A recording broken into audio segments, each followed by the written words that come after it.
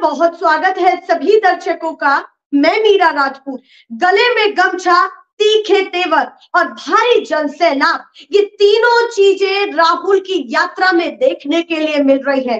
राहुल ने भारत में या फिर मैं ये कहूं पूरे देश में एक ऐसी राजनीति के पैर पसारे हैं जो काफी अलग दिखाई देती है, जो काफी अनोखी दिखाई देती है। कुछ महीनों पहले भी राहुल गांधी ने भारत जोड़ो यात्रा के बीच हजारों किलोमीटर चल के लोगों को जाना है, उनकी परिस्थितियों को समझा है, लोगों ने काफी प्यार भी दिया है और राहुल ऐसा ही कुछ प्रभाव पूरे देश में छोड़ रहे हैं। आपको हाल ही में याद होगा कि उनकी झारखंड में भी यात्रा हुई है। कई दिनों की झारखंड में भी उनकी यात्रा के बीच में जनसभाओं में बहुत सारी चीजें महत्वपूर्ण निकल करके सामने आई है और झारखंड में एक तरफ सियासत भी जारी थी, जिस तरफ राहुल की यात्रा जारी थी तो दूसरी तरफ झारखंड में एक सियासत भी जारी थी कि सरकार बच भी पाएगी इंडिया गठबंधन की या नहीं।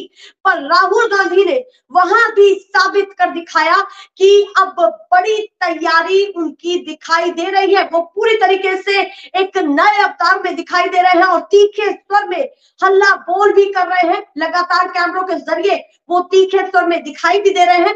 बहुत सारे मुद्दों को लेकर के झारखंड में उनकी स्ट्रेटजी, उनकी रणनीति पूरी तरीके से काम आई और विश्वास से मत को जीत लिया। जहां कहीं ना कहीं ये आसार लगाए जा रहे थे, ये उम्मीदें लगाई जा रही थी कि झारखंड में हो सकता है कि तख्ता पलट हो जाए, पर राहुल की स्ट्रेटजी ने, राहुल की यात्रा ने कहीं ना कहीं उस चीज पर भी प्रभाव डाला कि झारखंड में सरकार जाते जाते बच गई और वही चीज अब बिहार में भी होती हुई दिखाई दे रही है। क्योंकि देखिए, राहुल अपनी लगातार प्रेस कॉन्फ्रेंस के जरिए भी ये कहते हुए दिखाई दे रहे हैं कि अभी झारखंड में जिस तरीके से हमने पुरजोर कोशिश के साथ कामयाबी के साथ अपनी सरकार को बचाया है, उसी तरीके से हम आगे लड़ते रहेंगे। उन्होंने बिहार का भी नाम लिया।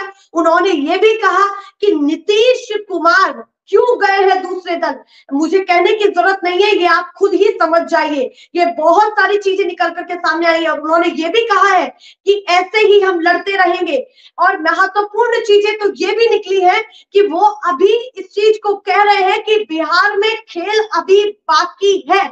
उनकी बातों से ये साफ तौर पर दिख रहा है, कहते हुए दिखाई दे रहे हैं। ऐसा तो नहीं कि झारखंड के साथ साथ राहुल की बड़ी तैयारी बिहार के लिए भी हो और एक बड़ी स्ट्रेटजी वो अंदर खाने बना रहे हैं। क्योंकि देखिए, जिस समय राहुल की यात्रा बिहार से निकल रही थी, जनसभा उन्होंने की, तो उस बीच में भी उन्होंने जनसभा के दौरान ये बातें याद दिलाई कि हमारी सरकार ने जो आपसे वादा किया वो पूरा किया। वो कौन सा वादा था?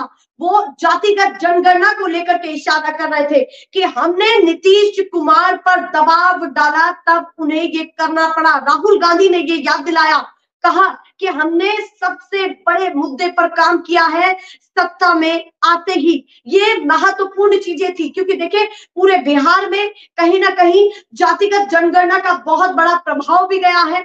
जिस तरीके से लगातार ये हर तरफ खबरें फैल रही थी कि बिहार में जातिगत जनगणना हो गई, उसके बाद सियासत और गर्म हो गई थी और लगातार बीजेपी के लिए भी एक बड़ी मुसीबत साबित हो गई थी। क्योंकि राहुल गांधी लगातार ये कहते आ रहे हैं कि अगर मोदी जी खुद को कहते हैं कि वो ओबीसी है, तो वो फिर जातिगत जनगणना से क्यों बच रहे हैं, क्यों भाग रहे हैं, क्यों डर रहे हैं, ये उन्होंने साफ तौर पर कहा। और आज भी उन्होंने ये चीज कही क्योंकि आज पीएम मोदी ने इन सारी चीजों को कहा भी है। लगातार उन्होंने कैमरे के जरिए ये सारी चीजें कही भी है कि मैं सबसे बड़ा ओबीसी हूँ। क्या इन्हें दिखता नहीं है क्या? मैं सबसे बड़ा ओबीसी हूँ। उसी को लेकर के, उसी को आड़े हाथों लेकर के राहुल गांधी ने ये कहा, अगर आप सबसे बड़े ओबीसी हैं, आप बड़े छोटे को भी यहाँ पर नाप रहे हैं, तो आप जातिगत जनगणना से क्यों डर रहे हैं, क्यों भाग रहे हैं? आपको तो जातिगत जनगणना करानी चाहिए। उन्होंने ये भी कहा कि ये नहीं कराएंगे और मैं इसी मुद्दे को लगातार उठाता रहूंगा।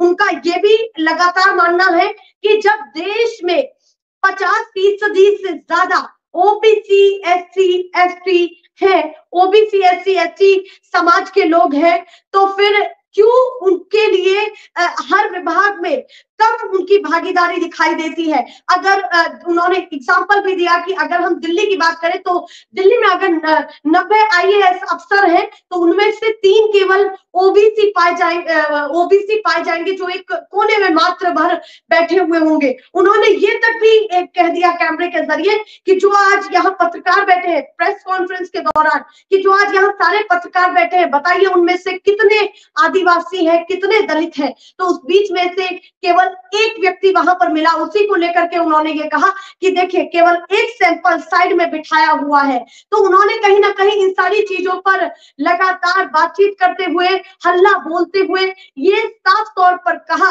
कि जब तक ओबीसी, एससी, एसटी और खास करके उन्होंने एक और चीज जोड़ी कि जो जनरल कैटेगरी में भी गरीब हैं, उनको भी लेकर के उन्होंने ये कहा कि जो भी गरीब तबके से है, जो शोषित और वंचित है, जब तक उनको बराबर का अधिकार नहीं मिलेगा तब तक मैं ऐसे ही जंग लड़ता रहूंगा। क्योंकि लगातार राहुल गांधी पर ये अब बातें भी तेज हो गई है कि वो कास्ट सेंसस को लेकर के क्यों बातें कर रहे हैं। क्योंकि पीएम मोदी ने ये भी कहा था कि भाई देखिए देश में कोई जाति नहीं है, देश में यहाँ पर एक ही जाति है, वो है देशवासी। ये भी बातें निकली। तो कहीं ना कहीं उन्होंने ये भी कहा तो आपको जातिगत जनगणना से दिक्कत क्या है? अगर ये सारी चीजें हैं तो आपको जातिगत जनगणना से दिक्कत क्या है? उनका ये भी कहना था कि मैं हजारों किलोमीटर चल रहा हूं, मैं ये देख पा रहा हूं कि किस तरीके से आदिवासी समाज, दलित समाज और एसटी ओबीसी समाज आज भी पीछे है।